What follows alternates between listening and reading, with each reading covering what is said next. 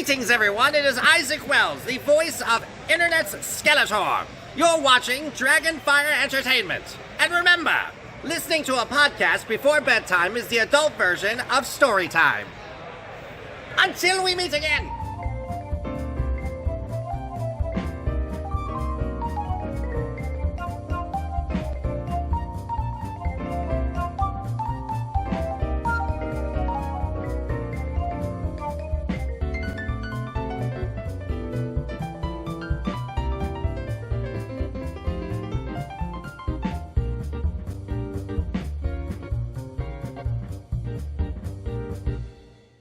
Hello my beer enthusiasts, I'm Wildman Wes and welcome to What's Your Poison. So today we've got a special episode because I collect a lot of beers from time to time and sometimes they end up in my fridge for longer periods of time than I would care to admit.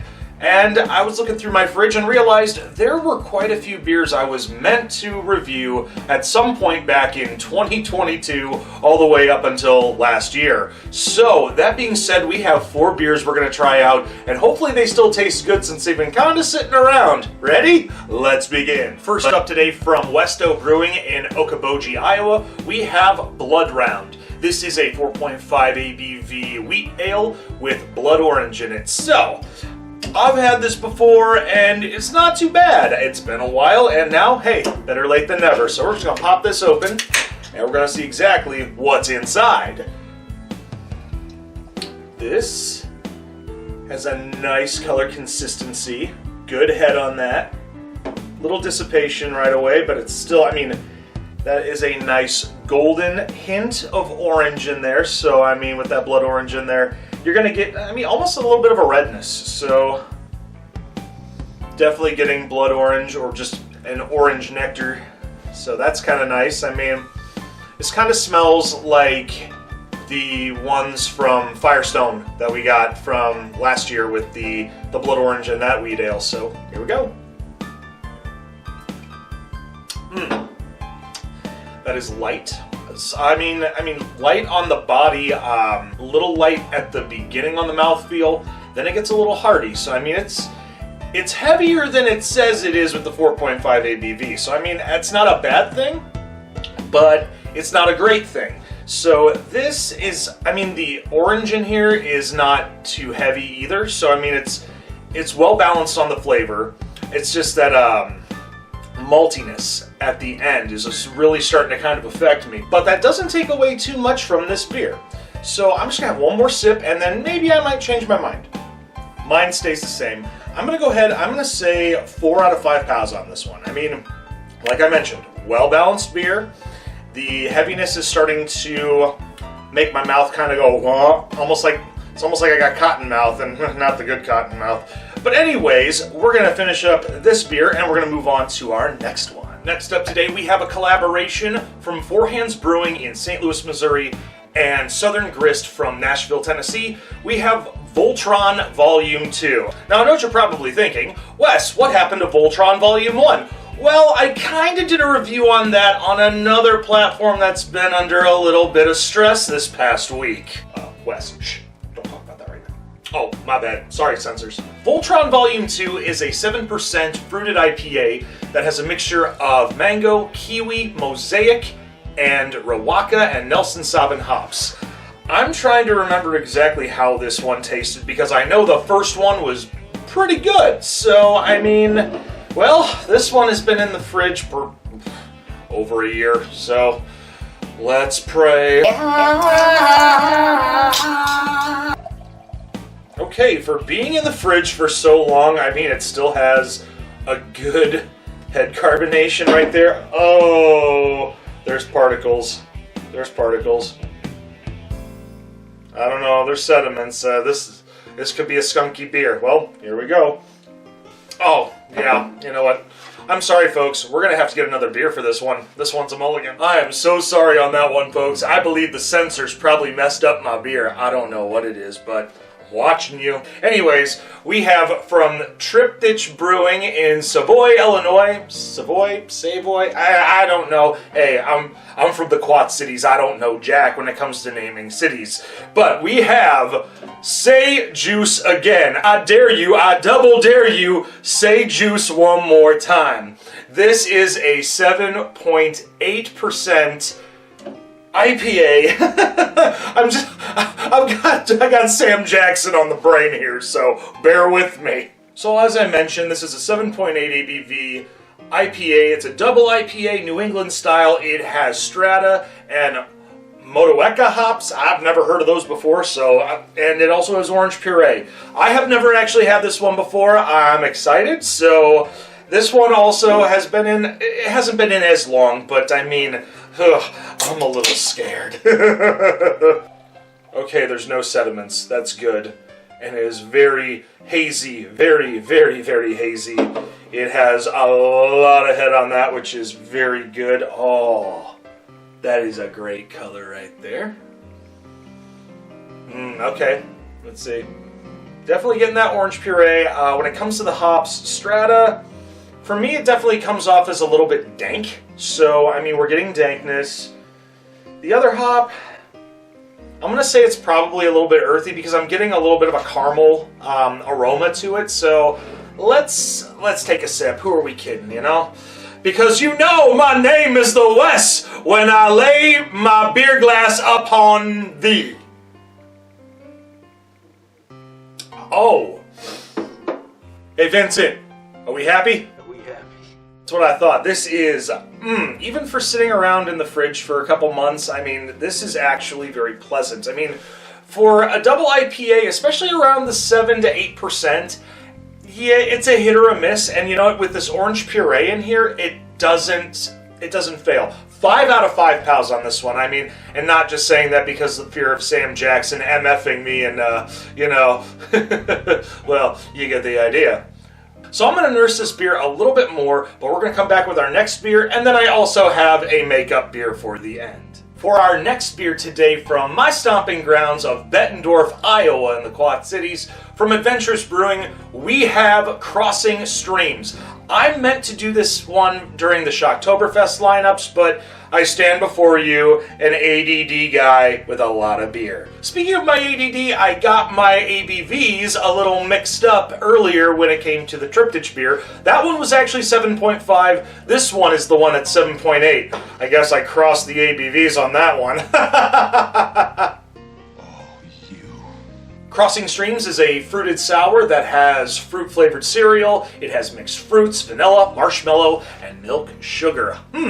Sounds tasty to me. It has been a little bit since I've had this one, and I'm, like I said, from the other ones, my brain's a little... But that shouldn't be a problem once we crack this open and relive what we've had in the past. Yeah, that's interesting. Interesting color right there. It looks almost golden. Very hazy on that one. A lot of head, I like that. Now this reminds me of a non-alcoholic beverage that I had when I was a kid. And it definitely fits the Ghostbusters theme. Here we go.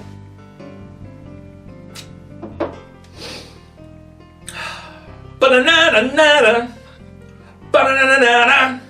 Ba-na-na-na-na-na, Ecto Cooler! Da-na-na-na-na-na! This brings back memories. This really tastes like Ecto Cooler in alcohol form. So, for all of you that are beer lovers and lovers of nostalgia, this right here, Crossing Streams, is for you. I'm gonna be biased. It's 5 out of 5 on this one. You know, I'm actually kind of glad that I forgot about this one because, you know, now you get to see my reaction after a long-awaited period. And hopefully they have this on tap at their brew house. And if you are in the Quad Cities area near Bettendorf, Iowa, go over there and make sure you get some of this or some of their awesome beers that they have. And you know what? Tell them Wes sent you. You'll be glad you did. Okay, so for our last beer of the day, since I had to do a gimme because Voltron was in the fridge too long, we have from Taxman Brewing from Indianapolis and Bargersville, Indiana. we have the Bourbon Barrel Investor. Okay, and I mentioned the whole concept of I had things in the fridge for a long time. This one hasn't been in there that long. Kinda lied a little bit, so I'm taking accountability. But this one is a 9% bourbon-aged Belgian-style golden ale with honey and vanilla.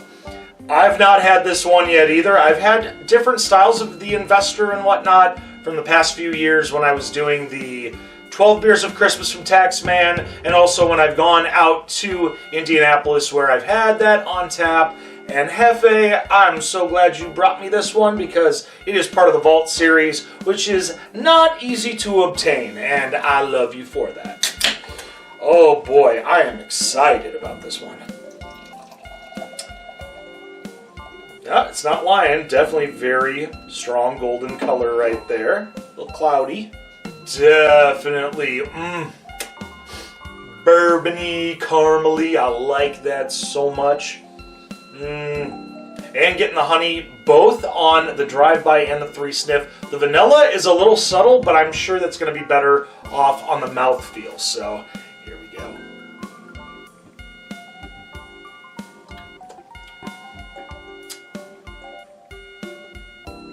Give me a second. One more time. Oh. I'm going to be so sad when this is gone, because this, whoo, I'm gonna get drunk by the time this episode is over. No, they literally hit a grand slam with this one because the honey and the vanilla are just evenly balanced to the point where it's not too sweet and it's not coating your mouth when you take a sip. The other thing that I love about this is that the bourbon barrel age on here, a lot of other beers tend to be really in your face with that flavor profile, and especially the, what do you call it, booziness about it. But this, I mean, hey, I'm gonna have another sip, why not? 5 out of 5, seriously. I mean, I know probably, I'm going to get the flack of, oh, well, Wes, you're friends with Hefe, and he works there, so you're going to be biased. It's like, yeah, you want to know something? I'll be biased. But at the same time, they know how to make some really amazing beers that not a lot of other people make. So leave your stupid comments in your pocket. yeah, I know I went the room on you, so it is what it is. Well, we hope you enjoyed this episode. If you've had these beers before and you agree with me, you can leave a thumbs up. If you've had them and you don't agree with me, you can leave a thumbs down. If you want to make a comment about how funny it was about me drinking a very old IPA with some sediment in there, you know what, hey, I have no problem with that either, because that was pretty funny for me too. Other than that, make sure you share on social media, you push that little red button, and ring that bell for instant notifications. Also, make sure you check out my boy Hefe at Beer You, Beer Me. He's getting back on tap with his content, and I'm looking forward to that. Also, make sure you check out Beard Wizard Man, because he's actually working on a tournament where it's the old school beers going up against each other. One of the last ones, if my mind serves me right, it was Old Style versus Mickey's. And he's done a lot of other ones where it's things like, I believe Schlitz was on there, so yeah, old school. You know what I'm talking about. Until then, I'm Wildman Wes, and we will see you next time on What's Your Poison. And also, for Dragonfire Entertainment viewers, stay tuned and get ready, Player One, because Wildman Wes got himself some VCRs, and Game Central Station is finally coming back. Take care. See you soon. Cheers.